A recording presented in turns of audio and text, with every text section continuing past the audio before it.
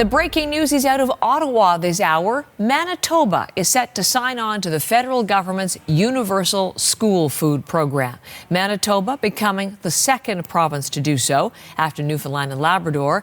And this deal is going to see Manitoba receive more than $17 million in additional funding. We're going to get the formal announcement in Winnipeg, 10:30 a.m. Central. That's 11:30 a.m. Eastern. And we'll be listening into that. But Janice McGregor has already learned the details of what Manitoba is agreeing to. So Janice, join us with how this program will work in Manitoba.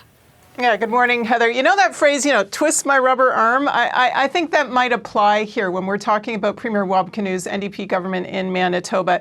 Pretty straightforward to get them to sign on to something that, frankly, this province was already doing. The last provincial budget in Manitoba featured $30 million to start providing a meal or a snack to kids across the province. The Premier was actually in a school on the first day of school this fall, launching officially this new scheme. But it is not quite universal yet in Manitoba. It is rolling out. A bit of a patchwork, though, still at the moment. So this additional funding from the federal government, now that they've reached an agreement to get kind of Manitoba's slice of what ultimately the federal government is promising could be $1 billion program across Canada, should everyone sign on. What this does is help them expand in more places, sort of ramp up faster, if you will, including certain schools that the province had already identified as having high socioeconomic needs. I talked to Social Development Minister Jenna Sudds about this yesterday. We will be able to have food in those schools, more food in those schools, that will reach an estimated additional 19,000 children just this year. So that's 19,000 kids that didn't have access to food, yesterday, that now, those parents will not have to have that worry, and those kids can focus on being kids.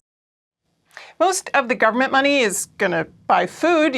Of course, that might seem obvious, but they're also allowed to use some of this money to buy new fridges, new toasters, upgrade kitchens in schools. They also, in some places, might need to hire staff. The federal policy includes some principles that all these programs are going to have to align with. They have to meet certain nutritional guidelines. The goal is that they will use local food, provide a sustainable program when they can in terms of environmental priorities.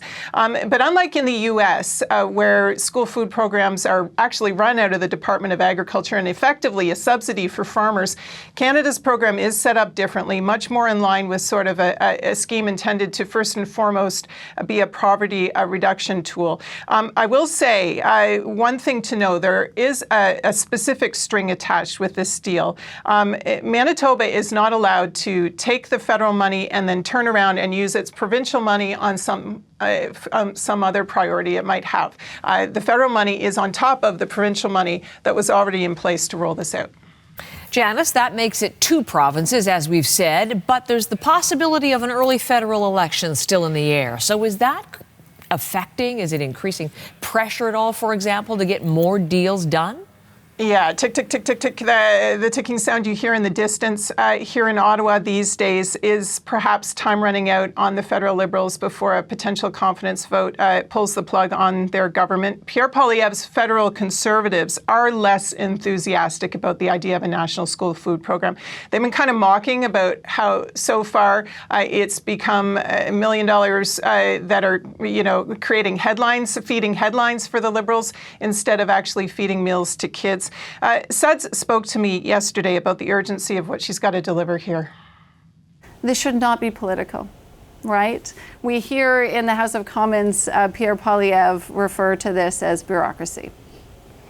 And I have to tell you how incredibly frustrating it is to hear someone speak about providing food to kids as bureaucracy. Suds did acknowledge sort of a frank reality here. It is harder to ink deals with some provinces, maybe more right-leaning conservative ones. But she also told me that, for example, Ontario Premier Doug Ford, a progressive conservative, has been sounding very enthusiastic about Ontario, the biggest province, signing on. For progressives who want to establish the idea of free food in schools as part of Canada's social safety net going forward, the race is on now to sign as many of these agreements as possible, create basically facts on the ground that may make it difficult for a future government to dismantle. Janice, thank you very much with those breaking details. Janice McGregor, again, the announcement officially at 10:30 a.m. Central, 11:30 a.m. Eastern. We'll have coverage on CBC News Network.